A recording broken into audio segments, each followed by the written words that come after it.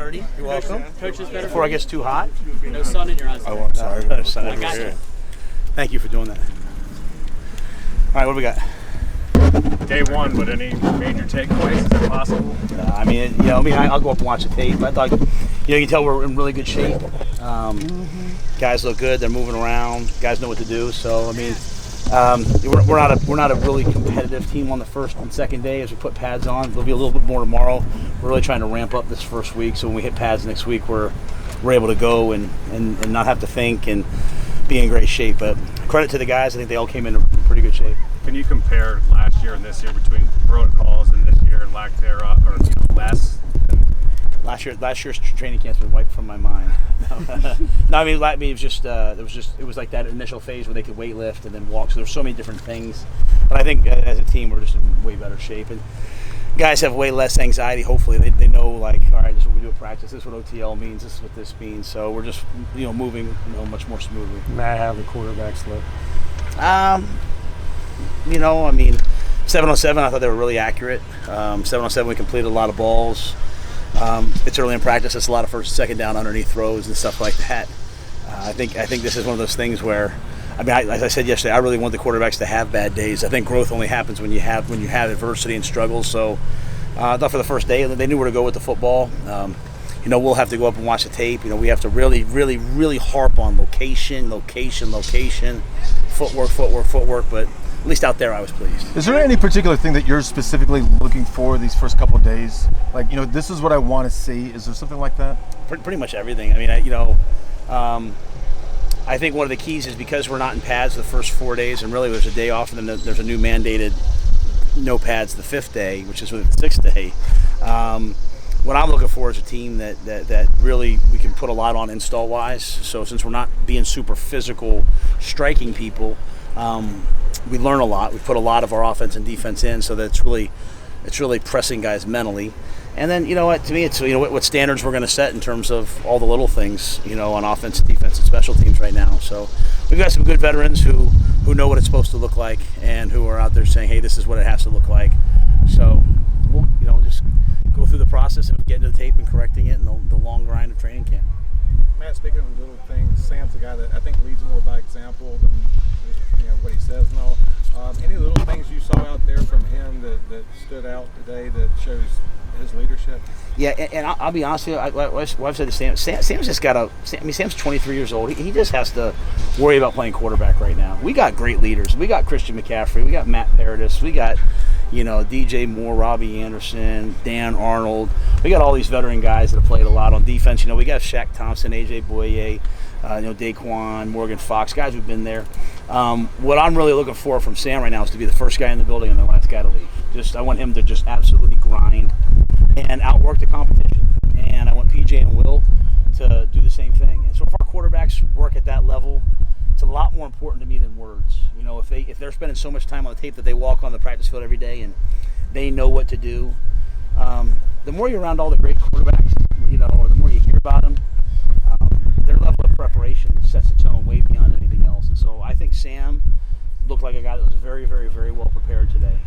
And that's, to me, is how he's going to lead this team. Matt, I'm not sure if this is something you can address, but we've seen Sam in a red wristband. Yeah, nothing about that. Yeah.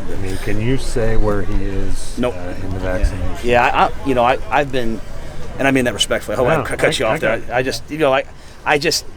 I'm not going to comment on any one person where they are, vaccine, where they're in the status. They'll leave that up to each individual guy. And in terms of even the protocols, what the red wristband means, Bruce will handle all that. As I said to our guys, I think the thing with coronavirus, with the Delta variant and all those things is it's going to be an issue, even though we're so highly vaccinated. It's going to be an issue for us to deal with all year long. It's going to be an issue for the world to deal with, but it can't be a distraction. And so everybody's made their decisions. Guys are still making some decisions. Guys are in different places in the process. You know what? We still have to be smart. It's still going to affect us and in different ways just because it's affecting the whole world. So, but in terms of talking about each specific guy, I'll let them speak for themselves. You understand the interest, especially where he's concerned. Yeah, you have a job. No, I understand the question. I think one of the great things about our team is I just try to let guys speak for themselves. They can address it. But Sam's done everything I can ask him to do, so I'll just say that. Can you comment on the players that are trying out behind us? Yeah, we have As you guys saw, I think you saw we have some guys that are on some different lists and stuff, so we have the ability to bring some guys in. So, we're going to be a team that when we have space, we're going to bring guys in and work them out. That's Fitz's mentality, that's my mentality. So we're always just going to keep a book of guys so that as guys leave the team, as space opens up, as guys go on different lists, even if we don't sign them, we have names of them. Are you happy overall with the health? I mean, it seems like mostly healthy, pretty much, besides those guys on this list. Yeah, I'm pretty happy with the start. I think like I said, guys came into camp in shape, and you can't guarantee that you're not going to get injuries, but you can do everything possible to put yourself in the best position. I feel like our guys have done that, and the guys that were out in the spring are out here practicing full speed now. Are you in good shape staff-wise on that kind of stuff as well, Matt? Are you able to say that? I was going to say, am I in good shape? Let's leave that alone, Joe. In terms of we've seen some other teams where some coaches with vaccinations and that kind of thing. Yeah, we don't have any issues with that. Coach, you had mentioned noticing less anxiety among guys this time around. Why do you think that is? What's different? Well, I think when you don't know what to expect the next day, there's so much pressure on these guys. They all want to make the team, and if they know they're going to make the team, they want to earn a bigger role, and if they already have a big role, they want to play their best football. So there's so much external pressure on these guys that they have to deal with, and there's so much internal pressure for them because they're elite athletes. They want to perform at a high level, and so when you don't know what to expect, it just adds another layer of anxiety.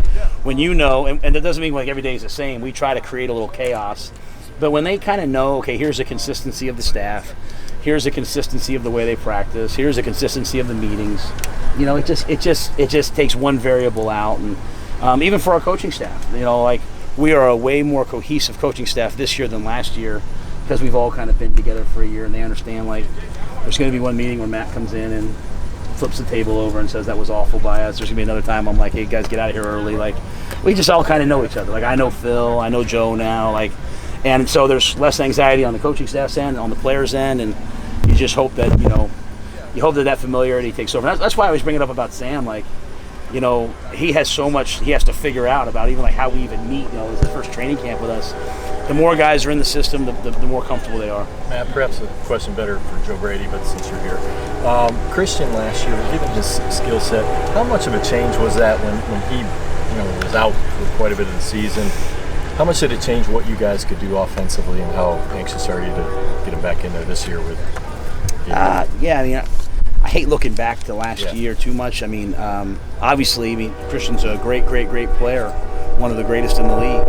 And not having him, changes what you can do and how you do it. I thought Mike did a great job coming in and playing for him. But, we're anxious to get Christian out there. He's a difference maker. He only gets, in the National Football League, you only get so many difference makers, and he's our difference maker. We have some other ones too, don't get me wrong. But, we're anxious to get him out there. Maybe a better question, what things are you able to do with him in the lineup this year? I think he's a guy that can catch the football out of the backfield and run it at a high level, and so you're not having to substitute, hey, put this guy in for this, put this guy in for that. There's really nothing that Christian can't do, so you're able to utilize him, and I think it just cuts down on the tips for other teams. Hey, we do a couple more. Matt, in bringing guys in, are there certain positions you're prioritizing more than others, or any positions you're looking to focus on? In terms of? In bringing guys in to try out. When we lose a guy to reserve COVID, we're always obviously looking for those positions, and then I think during camp, the receivers and the DBs take a lot. They take a lot of strain, so we're always working out. We're looking at receivers just to make sure that as guys go down, we have other guys that can come in here and let the quarterbacks get reps and compete to play. And then if there's as things start to happen in the league, if there's a player we think upgrades us, then we'll take a look at them as well. If I could also ask, have there been certain benchmarks that you've expressed to the team as examples of things you want to hit where you can walk away and say, we've done what we came here to do? We've established some training camp goals, that obviously those are internal, but I think the team has a pretty good focus on, we want to be the type of team that just wakes up every day and just concentrates on that day and tries to get, just a little bit better each day and tries to raise the standard of our play every day. That being said, by the time we end training camp, we want to know that, hey, we've established these things, we've built a foundation in certain areas, and so today was just, the first step in that process. But I think we all are at least aligned in terms of, hey, we're trying to get these things done. We're going to have some adversity along the way. Every day can't be a great day. Let's learn from the bad days. Let's build on the good days, and then hope by the end of training camp we're in a good position to start the season. And then hope that we're a team during the season that gets better and better and better. All right, thank you, Coach.